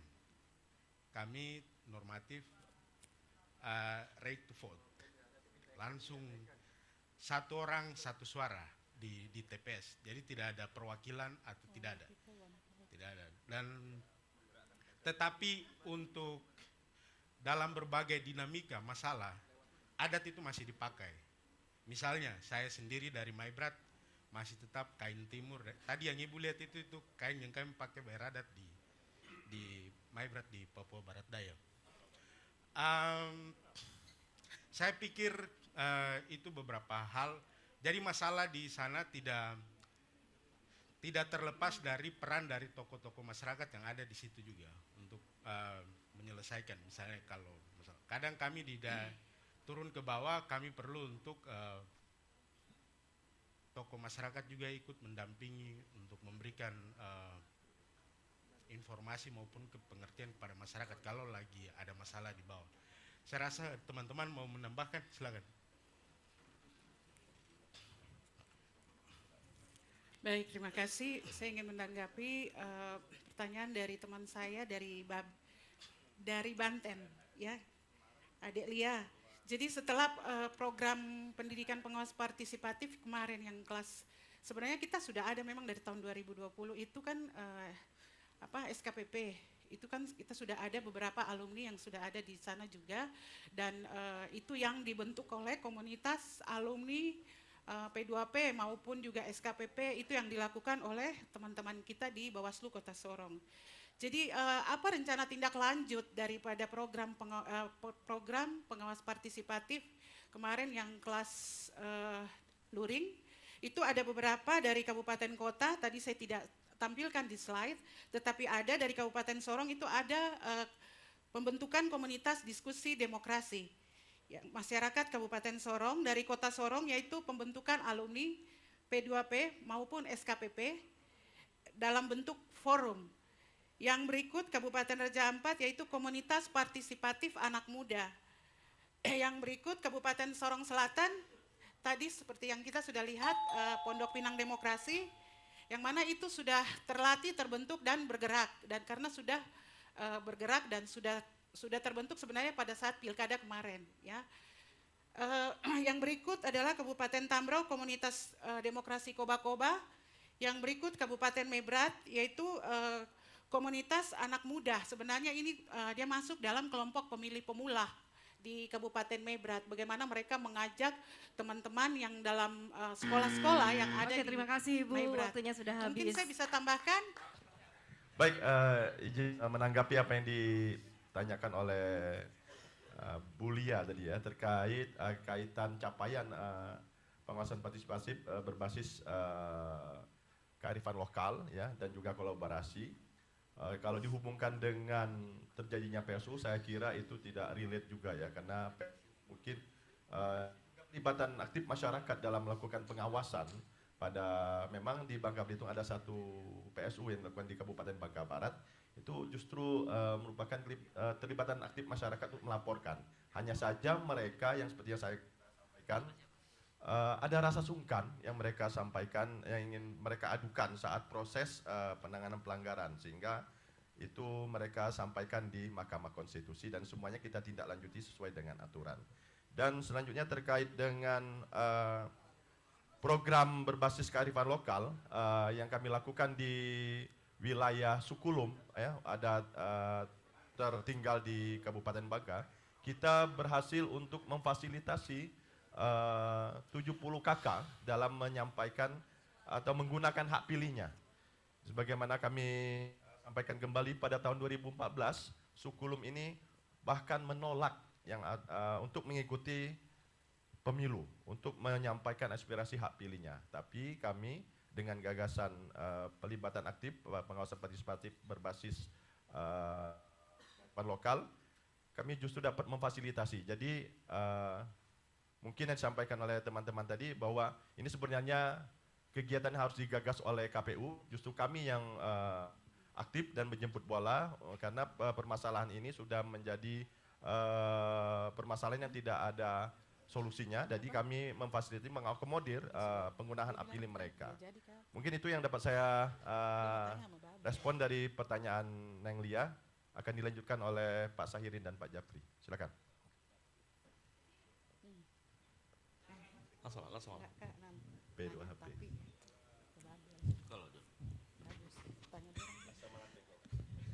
Terima kasih Bang Amandus sudah memberikan pertanyaan. Tadi pertanyaannya terkait dengan tadi sudah dijawab sama Pak Ketua ya, terkait dengan soal apa namanya PSU. Ya, PSU itu kan bagian dari pengawasan aktif ya, baik itu laporan maupun temuan. Kalau kita mau hubungkan memang relevansinya agak susah untuk di ini ya. Tapi kami apa namanya terkait dengan apa yang capaian kami dapatkan. Capaian yang kami dapatkan adalah hak-hak politik mereka terfasilitasi. Ketika 2014 mereka menolak pemilu. Jadi mereka sangat, karena ini masyarakat yang terpencil di pedalaman di tengah hutan, tidak terjangkau oleh publik, oleh pemerintah pun sangat sulit terjangkau.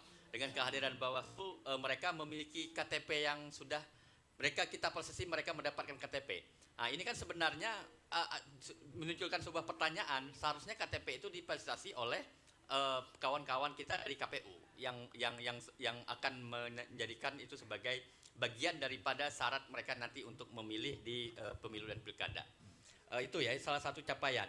Terus selanjutnya memang dari itu terkait dengan pertanyaan yang kedua ya, proses apakah ada intervensi kontestasi. Ya kalau intervensi kan pasti ada calon maupun calon yang datang untuk menjangkau, berharap kepada semua masyarakat di situ di Sukulum itu untuk memilih ya. Cuma karena mereka masih sangat melek informasi, agama mereka aja sebenarnya masih agama kepercayaan Bapak Ibu. Kalau kita, jadi salah satu suku itu menjadi bagian daripada penelitian kampus UBB secara sosiologi ya. Jadi mereka itu diteliti karena secara historis mereka ini banyak versi. Ada yang mengatakan mereka adalah orang Filipina, ada yang mengatakan mereka adalah suku dari suku bajak laut. Jadi banyak versi, sehingga mereka merasa terasing mengasingkan diri dari ruang publik yang seharusnya menjadi ruang yang biasa. Nah, itu yang satu bagi kita. Mungkin Pak Sahirin melanjutkan, cukup ya.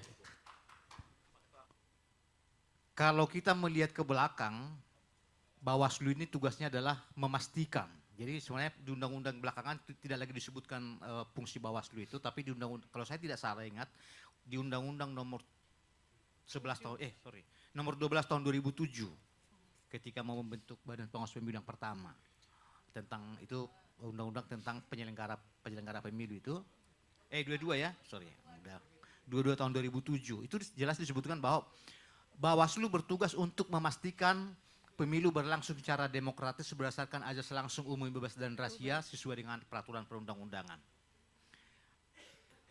Kemudian setelah tahun 2007 dibentuk Bawaslu 2008, 2012, 2017, 2019, itu yang terakhir ya, 2019. Nah, tapi kalau kita lihat kualitas pemilu kita ke sekarang, kayaknya tadi Mas Erik sudah menjelaskan, walaupun memang bukan hanya kita mengalami itu, tapi kita harus berbicara tentang diri kita. Konsep pengawasan partisipatif, itu sebenarnya kan diawali dengan mengapa harus ada pengawasan partisipatif. Yang pertama adalah pemilu itu adalah yang melaksanakan pemilu adalah masyarakat, termasuk kita sebagian dari masyarakat ya. Nah oleh karena itu yang harus mengawasi adalah masyarakat. Kenapa kita harus mengawasi pemilu secara formal? Karena masyarakat tidak mampu mengawasi secara langsung. Nah, lalu kemudian kalau kita juga kemerosotan partisipasi masyarakat di luar Bawaslu dalam ikut mengawasi pemilu, termasuk juga kelemahan-kelemahan kita yang negara tidak mampu mendukung lembaga-lembaga non pemerintah untuk melakukan pengawasan. Yang dulu memang bisa bergerak dengan baik karena ada bantuan-bantuan dari donor asing, gitu ya. Sehingga aktivitas para pegiat pemilu dimulai tahun sebelum reformasi pun sudah mulai ya, yang dimulai dari dulu ya.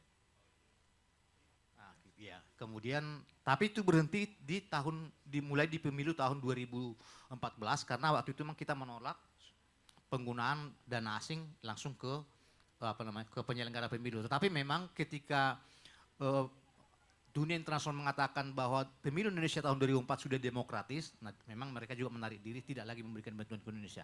Tapi kan kita harus melanjutkan reformasi. Nah makanya memang kita waktu itu menggagas pengawasan partisipatif. Jadi pengawasan partisipatif ini harus ada strategi-strategi yang saya kira tadi tidak dimunculkan itu. Tapi karena ini adalah merupakan membelajarkan. Yang saya anggap di sini paling tidak di tingkat kabupaten kota mereka bisa akan menyusun atau bagaimana mereka melakukan pengawasan partisipatif. Nah, saya kira ada beberapa langkah-langkah yang perlu diungkapkan di situ. Misalnya bagaimana kita melakukan pengawasan partisipatif? Siapa yang membiayai atau apa kebutuhannya? Bagaimana kita mengidentifikasi orang-orang atau kelompok-kelompok yang bisa kita ajak berpartisipatif? Lalu kemudian saya kira baru diberikan contoh di tempat masing-masing, gitu ya.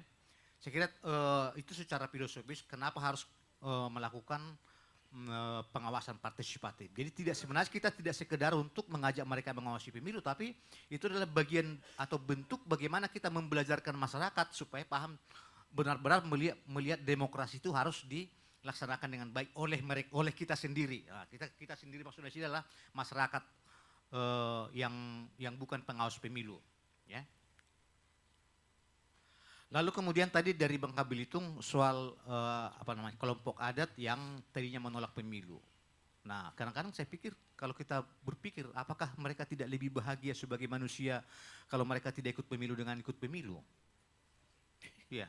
Jujur saya katakan, saya dulu pernah mengatakan pemilu itu sebagai singkatan dari P dan pilu. Artinya sesuatu yang membuat pemilu kan? Kenapa saya katakan? Dikit lagi lah. Kenapa saya katakan itu? Karena memang pemilu kita kan menjadi semuanya membuat kepiluan kan?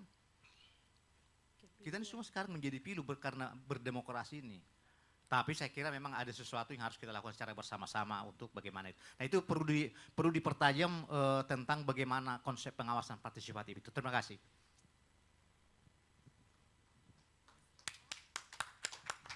Oke, terima kasih. Ini untuk untuk dua-duanya dari dua Bawaslu Papua Barat Daya dan Bawaslu Bengkulu.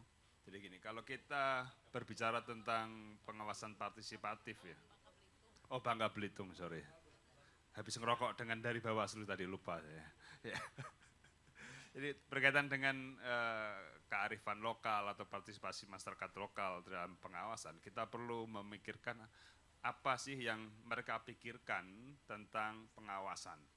Karena bisa jadi mengawasi dianggap sebagai mencari kesalahan, bukan mencari kebenaran. Di beberapa kebudayaan di Indonesia, mencari kesalahan itu sesuatu yang tidak baik.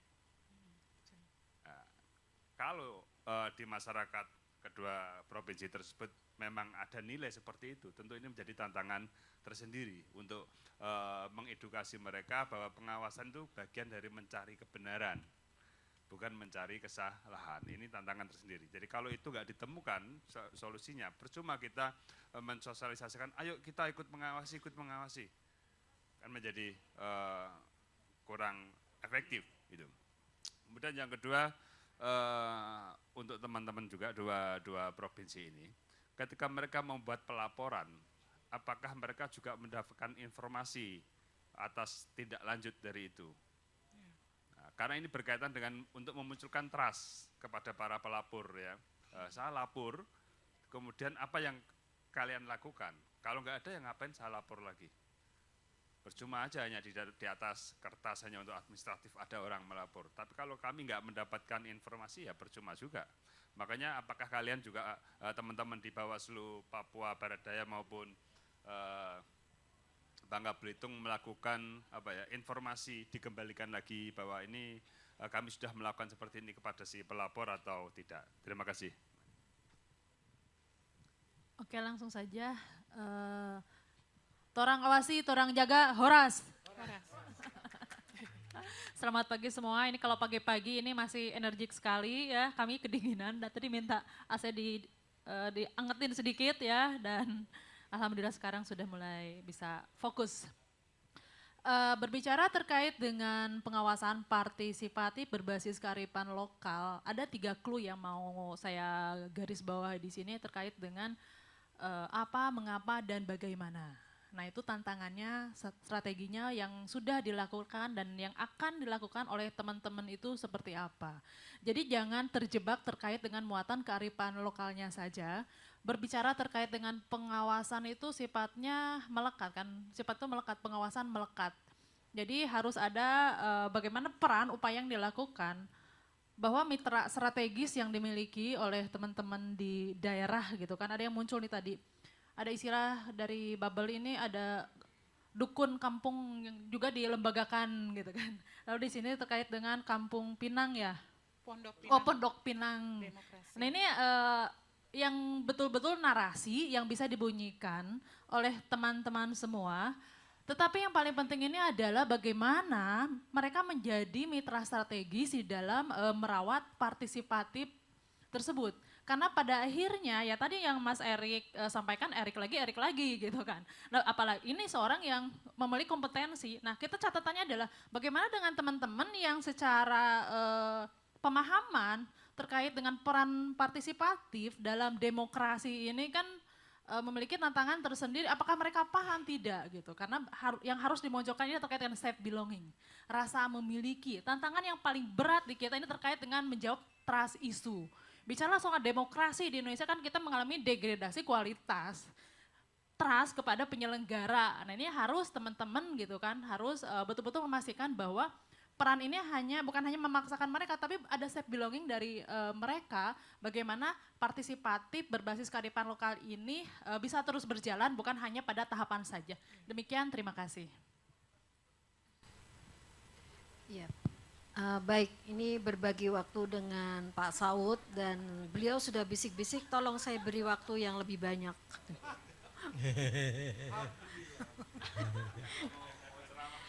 Iya, saya senang pagi ini ya, Babel dengan budayanya, Papua dengan keunikannya gitu ya, menggambarkan Indonesia dan kebutuhan yang sifatnya sangat sangat lokal, wisdom gitu ya. Nah, saya mengapresiasi tadi ya, bahwa baik di Papua dan juga di Bangka Belitung menyampaikan dengan baik gitu ya, bagaimana aspek geopolitik di masing-masing daerah yang kemudian menjadi pijakan bagaimana membuat program yang komprehensif dan menjawab tantangan kebutuhan masyarakatnya untuk membangun, menggerakkan partisipasi masyarakat, tidak hanya partisipasinya itu datang ke TPS gitu ya, tetapi juga bagaimana berpartisipasi untuk memastikan semua prosedur-prosedur dijalankan, dan juga lebih dari itu harapannya pemilunya lebih baik gitu ya, berkualitas, berintegritas. Berintegritas itu saya menggunakan tadi keywordnya senior saya yang baru saja hadir, Pak Alfitra. Nah,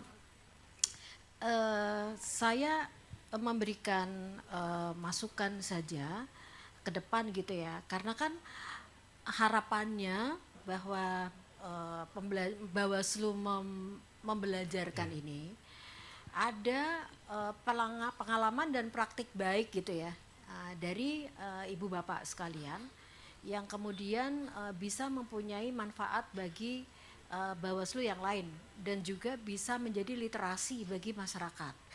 Nah, kalau itu yang ingin dicapai, maka yang pertama menurut saya adalah ke depan bagaimana memberikan penjelasan lebih baik lagi tentang kebutuhan lokal. Kemudian yang kedua adalah program untuk mengafirmasinya. Kemudian yang ketiga adalah apa capaiannya, gitu ya. Kemudian untuk mengukur capaiannya itu seperti apa, gitu ya. Tolok ukurnya itu apa keberhasilannya, gitu ya. Nah, tolok ukur keberhasilan itu apakah misalnya terkonfirmasi dengan data. Misalnya melakukan kegiatan di kampung A, kampung B, kampung C gitu ya.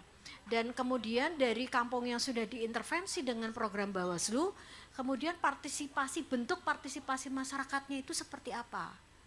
Apakah kemudian dengan data kuantitatif misalnya, oh ternyata di sana yang semula dipotret gitu ya, bahwa resikonya atau potensi persoalannya adalah A, kemudian oh ada partisipasi masyarakat untuk mencegah bla bla bla, atau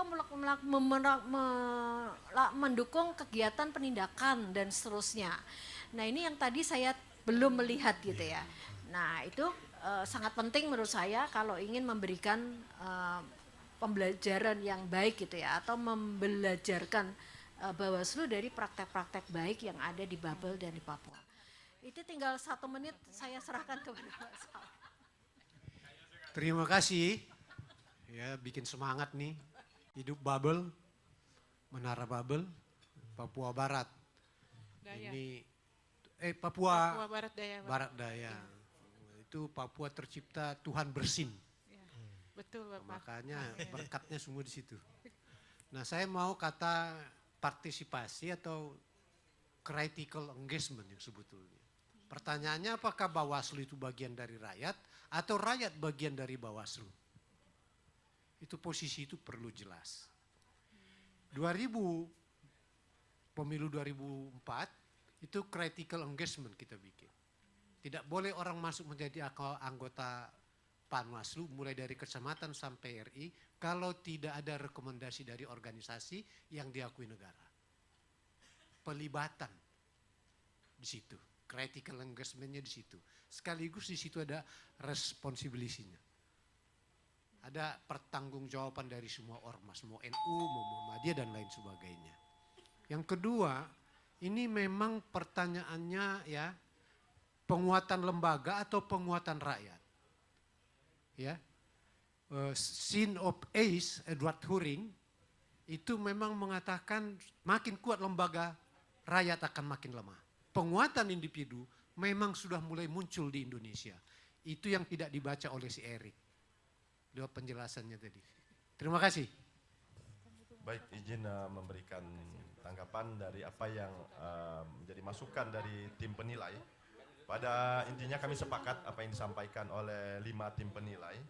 Namun apa yang menjadi fokus yang kami sharing of knowledge yang kami lakukan adalah bagaimana komunitas adat terpencil ini menjadi ada bentuk perhatian dari tokoh-tokoh politik terkait policy kebijakan, di mana mereka yang selama ini terpencil ya, merasa terasingkan ya, ini menjadi ada kebijakan dari tokoh politik, misalnya dalam memberikan hak mereka sebagai warga masyarakat ya, menikmati hidup layak ya, dan juga akses terhadap sumber informasi. Ini tidak hanya pemilu itu tidak hanya terkait kekuasaan atau pergantian kekuasaan apa, tapi juga mengakomodir kebutuhan-kebutuhan masyarakat, terutama masyarakat adat terpencil itu. Di Sukulum, wilayah Sukulum ya, yang selama ini mereka tidak mengenal namanya akses informasi melalui handphone, sekarang mengenal, Pak. Bukan kita ingin menggeser ya, menggeser kehidupan mereka yang natural ya, tapi ada perubahan yang signifikan dalam kualitas hidup terutama. Mereka sekarang ada masyarakatnya juga sudah bercampur dengan masyarakat umum. Itu yang kami inginkan sehingga membuka wawasan mereka bahwa semua lingkup kehidupan itu akan sangat erat kaitannya dengan politik melalui policy atau kebijakan yang tidak hanya mereka didatangi oleh tokoh-tokoh politik secara 5 tahun sekali, tapi keberlanjutan advokasi yang kami lakukan ini untuk kepentingan kehidupan mereka, anak cucu mereka ke depan. Mungkin itu saja tanggapan saya, singkat saya. Terima kasih.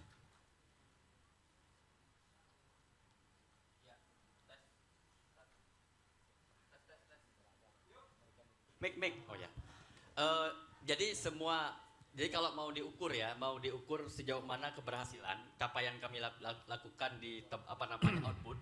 Yang pertama terkait dari saya tanggapi ya dari para penilai dewan juri terkait dengan kalau semua laporan temuan yang kami tangani kami proses sesuai dengan Perbawaslu 7 tentang laporan temuan 8 pelanggaran administrasi dan 9 tentang sentra Gakumdu di tahun 2022 ya atau 23. Semuanya kami proses. Ada yang terpenuhi formil material, ada yang sampai di Gakumdu dan kami proses bersama polisi kejaksaan. Baik dia berbasis laporan ini kan laporan dari peserta pemilu, laporan dari masyarakat warga negara maupun laporan dari pegiat pemilu. Semua kami proses dan kita punya tetap transparansi punya data itu. Terus tadi menarik ya yang terakhir Pak Nelson ya, Pak Saud. Apakah pemilu Bawaslu bagian daripada rakyat atau rakyat bagian dari Bawaslu? Ya kalau menurut saya ini ya Bawaslu bagian daripada rakyat sesuai dengan tagline bersama rakyat awasi pemilu, bersama Bawaslu tegakkan keadilan pemilu. Saya rasa filosofis itu senior kita Pak Nelson juga orang yang pertama ya yang berada di lembaga ini yang membangun, tentu punya filosofis alasan munculnya tagline itu. Beliau yang paling paham. Kami adalah generasi berikutnya yang memang butuh pencerahan lagi kepada semua dewan juri. Kami hormati atas masukan. Tentunya bagian dari praktek kecil ya. Saya anggap praktek kecil di Bangka Belitung ini karena Belitung pulau kecil. Tapi dari praktek ini kita memunculkan teori baru. Bagaimana nanti Bawaslu ini ke depan bisa memperbaiki diri, bisa menguatkan secara kelembagaan dan bisa menjadi trust. Tadi dibicarakan trust oleh masyarakat kita secara umum. Saya rasa mungkin itu ya. Pak Sairin masih 1 menit, silakan Pak Sairin. Baik, halo. Terima kasih kepada para penilai atas masukan dan tanggapan terkait program pengawasan partisipatif perlu dipertajam. Kami di tingkatan provinsi ini melihat sangat perlu. Kalau hari ini kami berbicara kegiatan berbasis tahapan, makanya kami akan beririsan dengan tahapan yang tidak bisa kami lewatkan. Bagaimana membangun kesadaran dan mendorong partisipasi politik masyarakat di non-tahapan ini. Ruang kami untuk meningkatkan partisipasi dan melakukan edukasi kepada masyarakat. Kami juga melihat, mengukur masyarakat melihat demokrasi ini seperti apa sih.